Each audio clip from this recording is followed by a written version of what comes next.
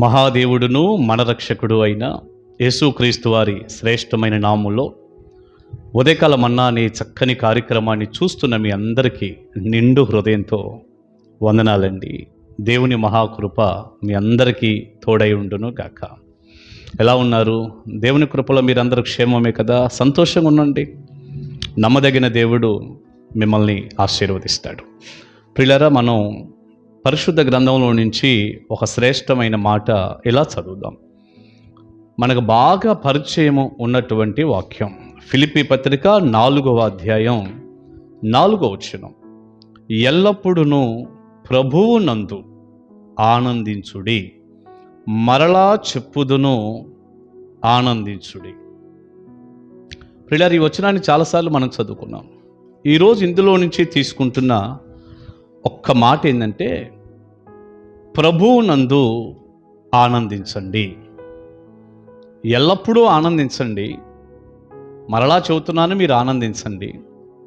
మీరు ఎల్లవేళలా ఆనందంగానే ఉండాలి. కానీ ఆ ఆనందం కేవలం ప్రభువునందు మీరు ఆనందించాలి. ప్రియులారా, ఇంతకీ ప్రభువునందు ఆనందించటం అంటే ఏమిటి? మనం ఆలోచించాల్సిన విషయమే. సాధారణంగా ఆనందం అనేది, సంతోషం అనేది ఏదైనా కొన్ని మనం పొందుకున్నప్పుడు, కొన్నిటిని మనం కలిగి ఉన్నప్పుడు, మనం అనుకున్నవి ఏవైనా జరిగినప్పుడు, లేక భౌతికపరమైనటువంటి విషయాల మీద, వాతావరణం మీద ఆనందం ఆధారపడి ఉండటం మనం గమనిస్తాం. ఇది తాత్కాలికమైనటువంటి భౌతికపరమైన ఆనందం. ఉదాహరణకి, మంచి బట్టలు వేసుకున్నారు, అందరూ అంటున్నారు ఈ బట్టల్లో మీరు ఎంత బాగున్నారు అని. అప్పుడు ఎలా ఉంటుంది? మనకి చాలా ఆనందపడిపోతూ ఉంటాం. మంచి భోజనం మనం చేస్తున్నాం, అప్పుడు ఏమనిపిస్తుంది అంటే చాలా సంతోషంగా ఉంటుంది. ఎందుకంటే మంచి భోజనం మన ప్లేట్లో ఉంది, కావలసిన వసతులన్నీ మనకున్నాయి. చక్కగా వేడి నీళ్ళ హీటర్ ఉంది, చల్లదనం కోసం ఏసీ ఉంది, అద్భుతమైనటువంటి మంచాలు, సోఫాలు, ఇది ఉంది ఇది లేదని లేదు, బ్రహ్మాండమైన ఇల్లు. అవన్నీ చూస్తున్నప్పుడు నేను ఇన్ని కలిగి ఉన్నాను కదా అన్న ఆనందం మనిషికి కలుగుతూ ఉంటుంది. లేదు, ఒక అద్భుతమైనటువంటి వాహనం ఏదో తీసుకున్నాం, కారు, అప్పుడు ఆనందం ఉండదా? ఆనందం ఉంటుంది.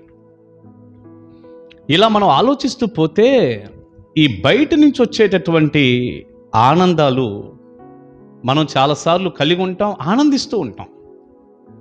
కొన్ని కొత్త ప్రదేశాలకు మనం వెళ్ళినప్పుడు అద్భుతమైనటువంటి బిల్డింగ్స్, రోడ్లు, కొత్త ఏరియాలు, కొన్ని ఆశ్చర్యాన్ని కలిగించేటటువంటి అక్కడ ఒక కట్టడాన్ని మనం గమనించినప్పుడు కానీ, ఇవన్నీ కూడా మనకి ఆనందాన్ని కలిగిస్తూ ఉంటాయి. ఇవన్నీ బయట నుంచి వచ్చే ఆనందాలు.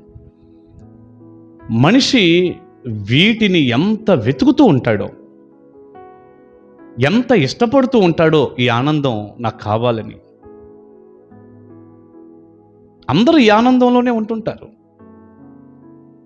అవి లేవనుకో, వారంత ఆనందించలేరు.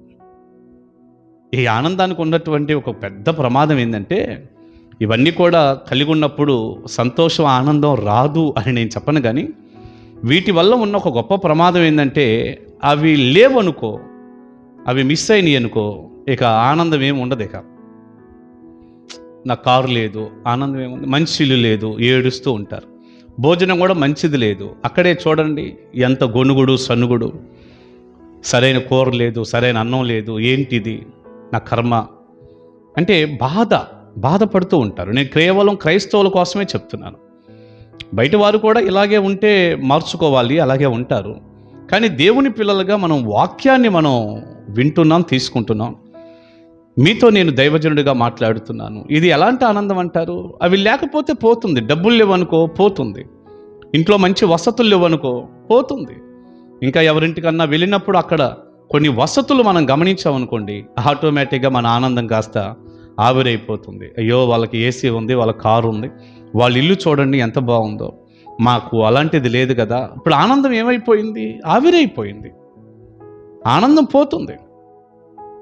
మందిరాల్లో కూడా అంతే. దేవుని పిల్లలు చూడండి, మందిరాల్లో మనిషి ఎప్పుడు ఆనందంగా ఉంటాడో తెలుసా?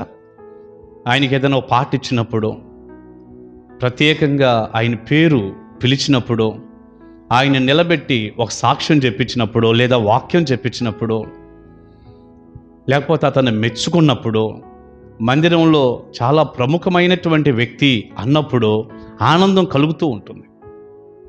అందుకే చాలామంది అలా ఆనందపరిస్తే జనం వస్తారని నాలాంటి సేవకులు వాటి మీద ఎక్కువ దృష్టి పెడతా ఉంటారు. ఎంతమందిని ఆనందపరుస్తామట, ఎంతమందికి పాటలు ఇస్తాం, ఎంతమందిని పొగుడుతాం, ఎంతమందిని నిలబెట్టి సాక్ష్యం చెప్పించగలం. ఇలా ఏంటో చాలా ఆశ్చర్యంగా, అంటే అవసరాన్ని బట్టి పాట పాడి సాక్ష్యం చెప్పి, లేకపోతే ఏదన్నా కొంచెం పరిచర్లో వాడుకోవటం, లేకపోతే ఏదైనా మంచి పని చేస్తే ఒక అభినందన తెలియజేయడం తప్పంటల్లా. ఇక అవి మాత్రమే మనుషులకి సంతోషాన్ని కలిగించే విషయాలుగా చేయకూడదంటున్నాను. వీటి వల్ల చాలా ఆనందం. ఎప్పుడన్నా ఈ మిస్ అయినాయి అనుకోండి, చాలామందిని చూస్తుంటాం, ముఖాలన్నీ మాడిపోయి ఉంటాయి. ఇంతకుముందు నేను నిలబడేవాడిని, ఇప్పుడు కూర్చోవాల్సి వస్తుంది. సింపుల్గా ఒక మాటలో చెప్పేస్తున్నాను. ఇంతకుముందు అయ్యగారు అన్నిటికీ నన్ను పిలిచేవాళ్ళు, ఇప్పుడు నన్ను పిలవటం లేదు. పిల్లలు ఏంటో ఇక నేను తప్ప ఎవరూ కనపడకూడదు అన్నట్టుగా ఏదో ఒకటి ఎత్తుక్కుంటున్నాడు మనిషి.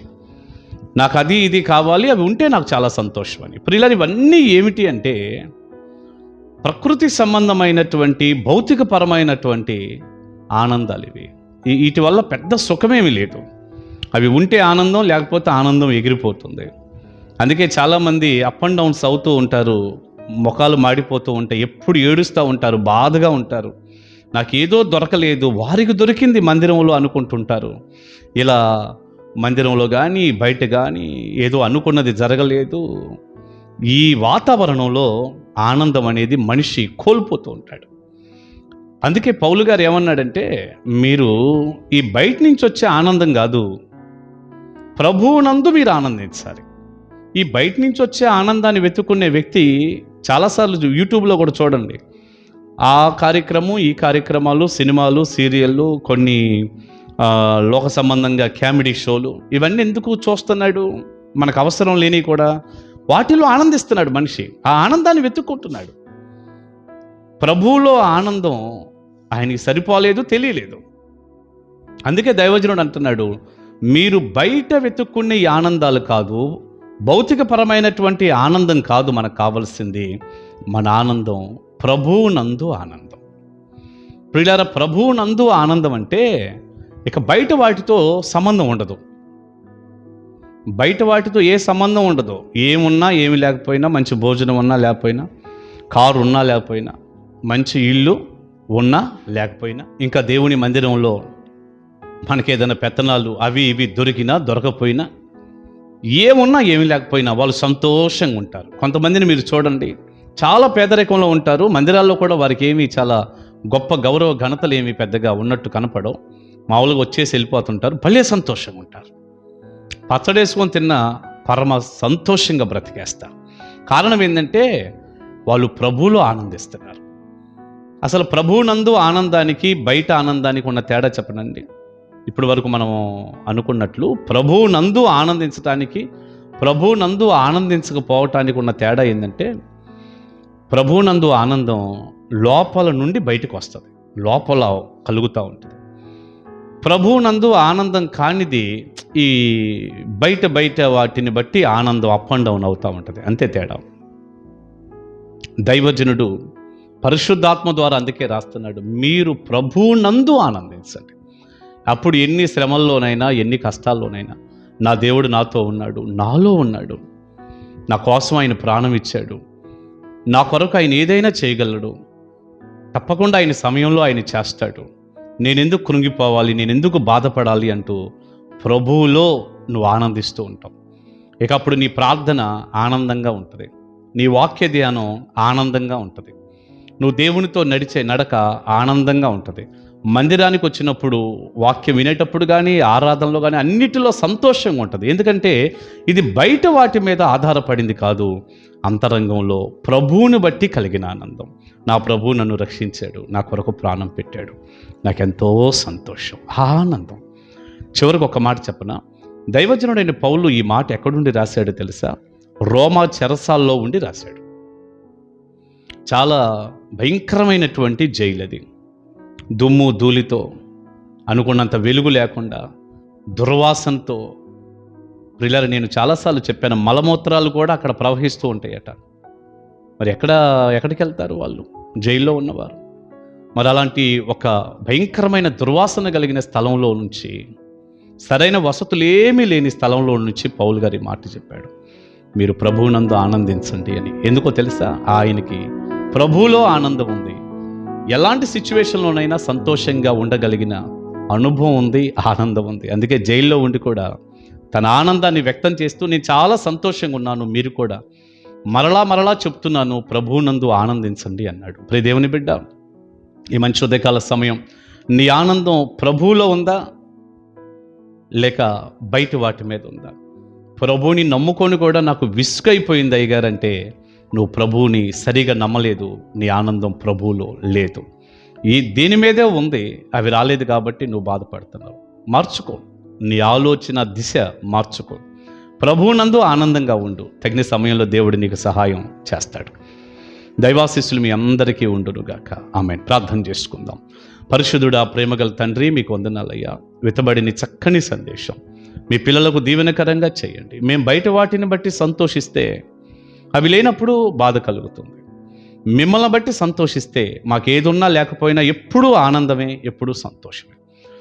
ఈ చిన్న తేడాని గమనించి మేమందరం మీలో ఆనందపడి ఆశీర్వదింపబడటానికి సాయం చేయండి.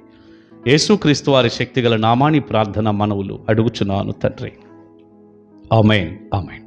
God bless you. దేవుని మహాకృప మీకు తోడే ఉండును గాక. కలుసుకుందాం ఉదయకాల మన్నాలో. Praise the lord.